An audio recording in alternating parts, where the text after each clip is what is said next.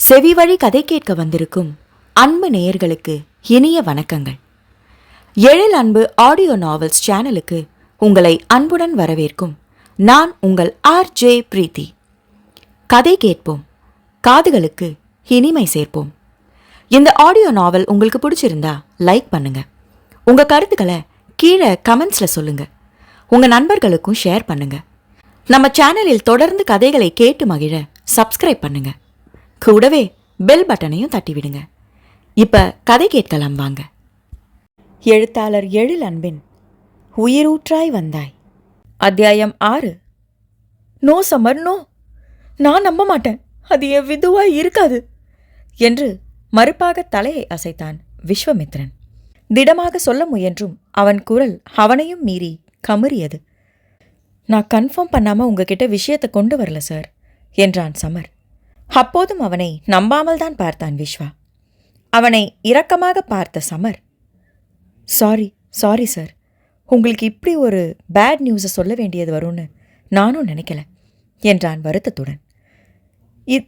இது இது எப்படி எப்படி இருக்க முடியும்? நம்ப முடியாமல் திணறியபடி கேட்டான். இன்னைக்கு ஈவினிங் தற்செயலா என்னோட போலீஸ் ஃப்ரெண்டுக்கிட்ட பேசிக்கிட்டு இருக்கும்போது இன்னைக்கு அதிகாலையில் ஹைவேல ஒரு ஆக்சிடெண்ட் நடந்து ரோட்டோரமாக ஒரு பொண்ணோட பாடி கிடக்குது. ஆனால் ஆள் யாருன்னு தெரியலன்னு சொன்னான். ஆள் யாருன்னு கண்டுபிடிக்க என்ன ஸ்டெப் எடுக்க போறீங்கன்னு கேட்டேன். அப்போது நல்ல வேலையாக முகம் சிதையாமல் இருக்குது, அதனால் ஃபோட்டோவை நியூஸ் பேப்பரில் போட்டு யாரும் வராங்களான்னு பார்க்கணுன்னு சொன்னான். இதோ இந்த ஃபோட்டோவில் இருக்கிற பொண்ணு தான் அது. வயசு ஒரு 25 கிட்ட இருக்கும்னு சொல்லி ஃபோட்டோவை காட்டினான். வாங்கி பார்த்ததும் எனக்கு செம்ம ஷாக் ஆயிடுச்சு. நீங்கள் மேடமை கண்டுபிடிக்க கொடுத்த ஃபோட்டோவை நான் தான் பார்த்துருக்கேனே, ஆனாலும் உறுதிப்படுத்திக்க என் ஃப்ரெண்டுக்கிட்ட பெர்மிஷன் வாங்கி இங்கே வந்து பார்த்தேன். அது விதுலா மேடம் தான்னு கன்ஃபார்ம் ஆச்சு என்று சமர் சொல்லிக்கொண்டே போக ஸ்டியரிங்கில் இருந்த விஸ்வாவின் 2 கைகளும் நடுங்கின. சமர் சொன்ன செய்தியை இன்னும் அவனால் நம்ப முடியவில்லை. தன்னிடம் மீண்டும் வந்துவிடுவாள் மனைவி என்று காத்திருந்தவனுக்கு கிடைத்த தகவல் இப்படிப்பட்டதாக இருக்கும் என்று அவன் சிறிதும் எதிர்பார்க்கவில்லை. சார் என்று மெல்ல அழைத்தான் சமர். இன்னும் என்ன என்பது போல அவன் சிவந்த விழிகளுடன் திரும்பி பார்க்க, நீங்க வந்தா போய் பார்க்கலாம் என்றான். இல்லை, நான் வரல, அது ஏன் இதுவாக இருக்காது, நான் வரமாட்டேன் என்று வேகமாக தலையை அசைத்தவன் குரல் நடுங்கியது. போலீஸ் ஃபார்மாலிட்டிஸ்னு எல்லாமே இருக்கு சார். என் போலீஸ் ஃப்ரெண்டு உங்களுக்காக காத்துக்கிட்டு இருக்காரு பாருங்க என்று பக்கவாட்டில் இருந்து போலீஸ் ஜீப் நின்றிருப்பதை சுட்டி காட்டினான். காரிலிருந்து இயந்திரத்தனமாக இறங்கியதோ, அந்த காவல்துறை அதிகாரியிடம் தன்னை அறிமுகப்படுத்தியதோ, மூவருமாக அந்த சவக்கடங்கு அறைக்கு சென்றதோ எதுவும் விஸ்வா மனதில் பதியவில்லை. அவன் மனம் முழுவதும் அங்கே இருப்பது தன் விதுவாக இருக்கக்கூடாது என்று கடவுளிடம் ஜெபிப்பதில்தான் ஈடுபட்டு கொண்டிருந்தது. அந்த அறைக்குள் நுழைந்தபோது இரும்பு குண்டை வைத்து கட்டியது போல் கனக்க ஆரம்பிக்க ஒவ்வொரு அடியையும் சிரமப்பட்டு எடுத்து வைத்து கொண்டிருந்தான்.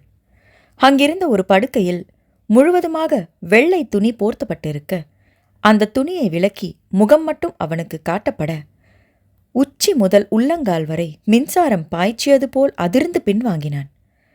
அந்தோ பரிதாபம்! அவன் கடவுளிடம் வைத்த வேண்டுதல் பொய்த்து போயிருந்தது. அங்கே சடலமாக இருந்தாள் அவனின் ஆருயிர் மனைவி விதுலா. தன்னவளை உயிரற்றவளாக கண்டதும் சட்டென்று அவன் கண்கள் உடைப்பெடுக்க தளர்ந்து பின்னால் சாயப்போனான். அவனை சாய விடாமல் சமர் தாங்கி பிடித்து கொண்டான். இந்த நொடி வரை தன் நினைவில் உயிரோடு நடமாடிக்கொண்டிருந்த அவனின் மனைவி இப்போது சடலமாக, தன் உயிரானவள் இப்போது இல்லை என்பதை ஏற்றுக்கொள்ள முடியாமல் அவன் தலை மறுப்பாக அசைந்து கொண்டே இருந்தது. உயிர் வலியை அனுபவித்தவன் போல அவனின் ஒவ்வொரு அணுவும் துடித்தது. ஏண்டா விதுமா என்னை விட்டு போன நீ? மானசீகமாக கேட்டவனுக்கு பதில் சொல்ல அவள் இல்லை. அவள் இல்லை. என் குழந்தை தாயானவள் இப்பொழுது இல்லை. என் வாழ்க்கைக்கு அர்த்தம் தந்தவள் இப்போது இல்லை. ஊனும் உயிருமாய் தன்னுடன் வாழ்ந்தவள் இப்போது இல்லை. கடவுளே, இது கெட்ட கனவாக இருக்கக்கூடாதா? இந்த கனவு இப்படியே கலைந்து அவள் உயிருடன் வந்துவிட மாட்டாளா?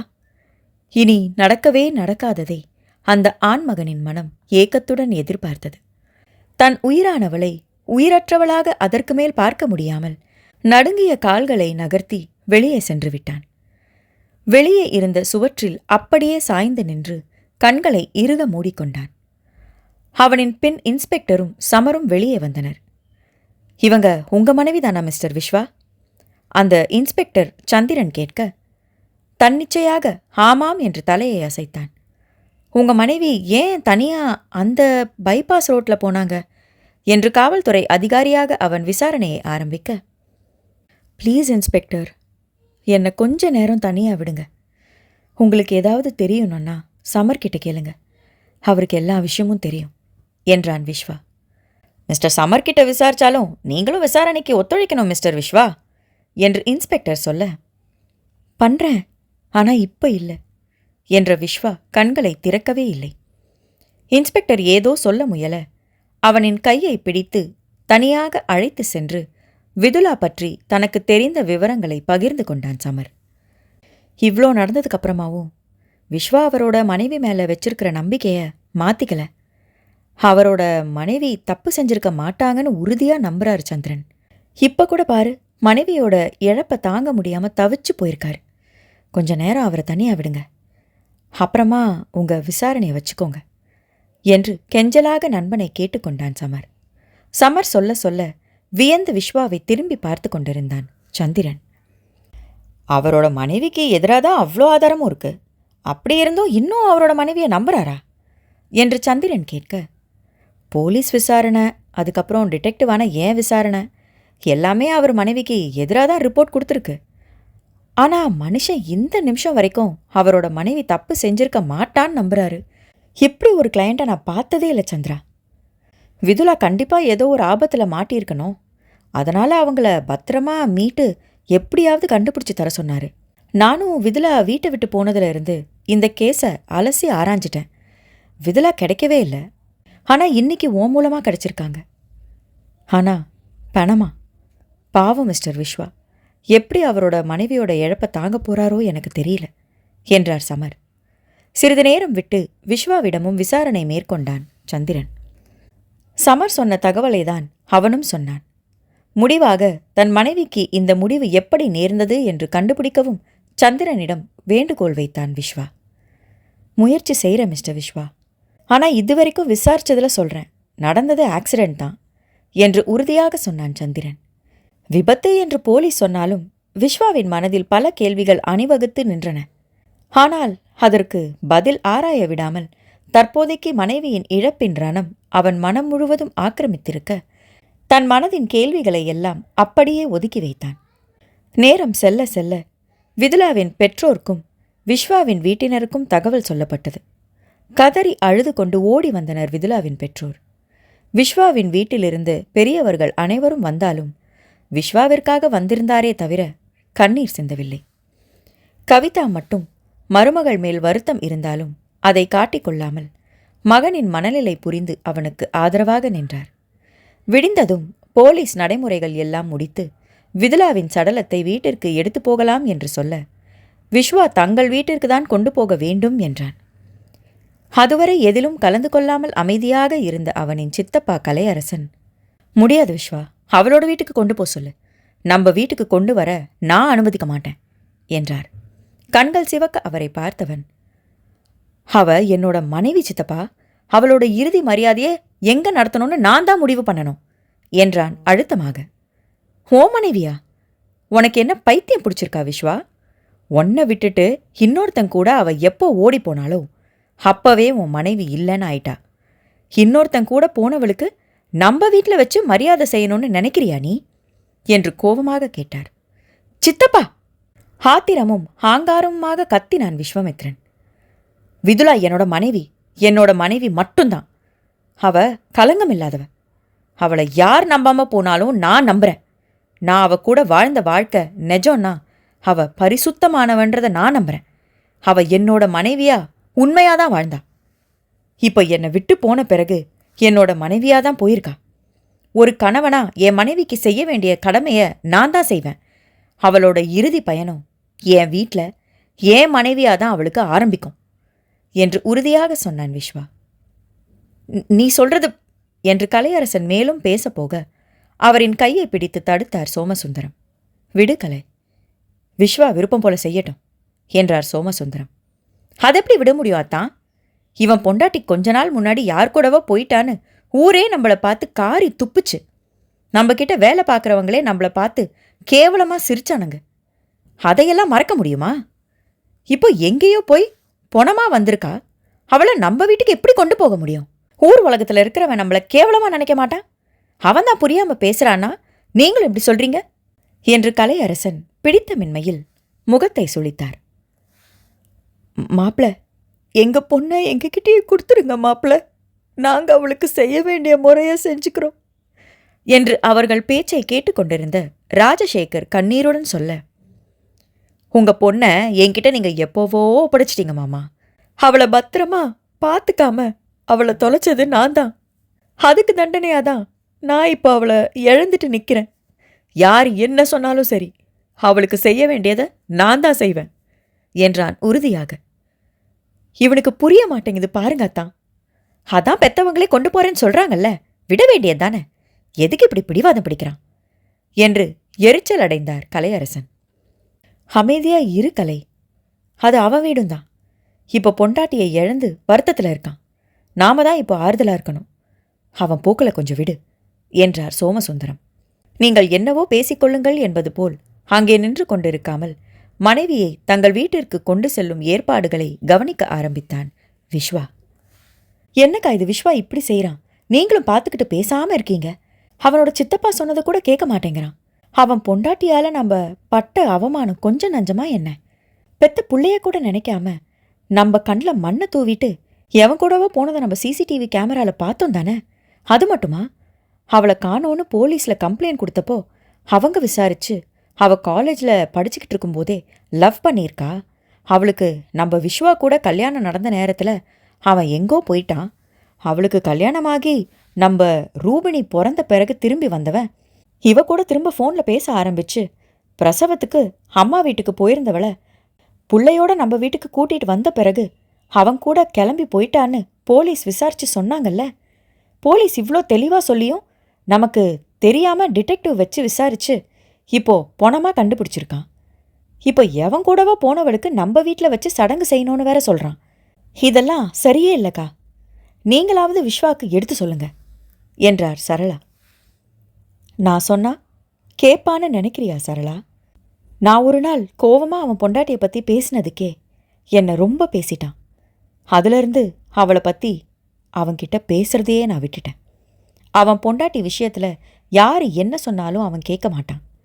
அவன் போக்கில் போகிறத தவிர நமக்கு வேற வழியும் இல்லை என்றார் கவிதா. மகனின் வேதனை எப்படிப்பட்டது என்று அவரால் புரிந்து கொள்ள முடிந்தது. அதே நேரம் மருமகள் மீது அவருக்கு நல்ல அபிப்பிராயமும் இருக்கவில்லை. தங்களுடன் இருந்தவரை நல்லவள் போல இருந்த மருமகள் பிரசவத்திற்கு தாய் வீட்டிற்கு போன பிறகு தன்னுடைய பழைய காதலை புதுப்பித்து கொண்டு தங்கள் வீட்டிற்கு வந்த பிறகு தன் மகனுடன் வாழ பிடிக்காமல், தன் மகனுக்கு பிறந்த பிள்ளையை பற்றி கூட சிறிதும் நினைக்காமல் தன் மகனையும் பிள்ளையும் தவிக்க விட்டு அவள் சென்றதுமே அவளின் மீது இருந்த மதிப்பே அவருக்கு சுத்தமாக போயிருந்தது. மகனிடமே தன் அதிருப்தியை சொல்லியிருக்கிறார். ஆனால் அதை கேட்கத்தான் மகன் தயாராக இருக்கவில்லை. அவனின் பிடிவாதத்தில் அவர்தான் தழைந்து போக வேண்டியதிருந்தது. இப்போதும் அதேதான் செய்தார். கொழுந்தனுக்கும் கொழுந்தன் மனைவிக்கும் பிடிக்கவில்லை என்றாலும் மகனின் முடிவை வெறும் பார்வையாளராக வேடிக்கை பார்த்தார். கலையரசனும் சரளாவும் முனகிக் கொண்டுதான் இருந்தனர். கற்பகம் கூட தன் பிடித்தமின்மையை தெரிவிக்கவே செய்தார். ஆனால் யாரின் பிடித்தமின்மையையும் கவனிக்கவோ அவர்களின் முணுமுணுப்பை கேட்கவோ விஸ்வா தயாராக இல்லை. யாரின் உதவியும் எதிர்பார்க்காமல் மனைவியின் உடலை வீடு கொண்டு வந்து சேர்த்தான். வீட்டிலிருந்த பிரகதியும் யதுநந்தினியும் விதுலாவின் உடலை பார்த்து உறைந்து போயினர். தன் தந்தை அண்ணனுக்கு ஆதரவாக நிற்காமல் போக பிரவீன் அண்ணனுடன் இருந்து விதுலாவின் இறுதி யாத்திரைக்கு தேவையான உதவிகளை செய்தான். ராஜசேகரும் மீனாட்சியும் மகளின் உடல் அருகிலேயே இருந்து கதறினர். தன் உயிரானவளையே இழந்த உயிர் வேதனை மனம் முழுவதும் அண்டி கிடந்தாலும் தான் அவளை எந்த குறையும் இல்லாமல் வழி அனுப்ப வேண்டும் என்பதால் தன் வேதனையை வலியை எல்லாம் தனக்குள்ளேயே முழுங்கிவிட்டு நடமாடிக் கொண்டிருந்தான் விஸ்வமித்ரன். மகளை கூட அந்த நிமிடம் மறந்திருந்தான்.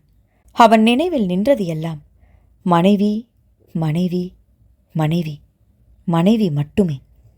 அவனின் மனம் மௌனமாக விது விது என்று ஓலமிட்டதை அங்கிருந்த யாருமே அறியவில்லை. விதுலா உடலை எடுக்கப் போகும் முன் தன் குழந்தையை வைத்திருந்த யதுநந்தினியிடம் வந்து மௌனமாக இறுகிய முகத்துடன் குழந்தையை வாங்கியவன் மனைவியின் உடல் அருகே கொண்டு வந்தான். அவன் செய்வதை அனைவரும் அமைதியாக பார்த்து கொண்டிருக்க, மனைவியின் உடல் அருகில் மகளுடன் மண்டியிட்டு அமர்ந்தவன் குழந்தையின் பிஞ்சு கையை எடுத்து விதுலாவின் கன்னத்தை தொட வைத்தவன், உன் அம்மா ரூபிக்குட்டி, கடைசி முறையா தொட்டுக்கோ என்றபோது அவன் குரல் முற்றிலுமாக உடைந்து போக அவனின் உடல் அழுகையில் குலுங்கியது. அதுவரை இறுகிய மனத்துடன் நின்றிருந்த அவனின் உறவினர்கள் கண்களில் கூட சட்டென்று கண்ணீர் துளிகள் பூத்தன. எப்பா விஸ்வா என்று ஓடி வந்து கதறி மகனையும் பேத்தியையும் சேர்த்து வாரி அணைத்து கொண்டார் கவிதா. அம்மா என்று கதறலாக அழுதான் விஸ்வா.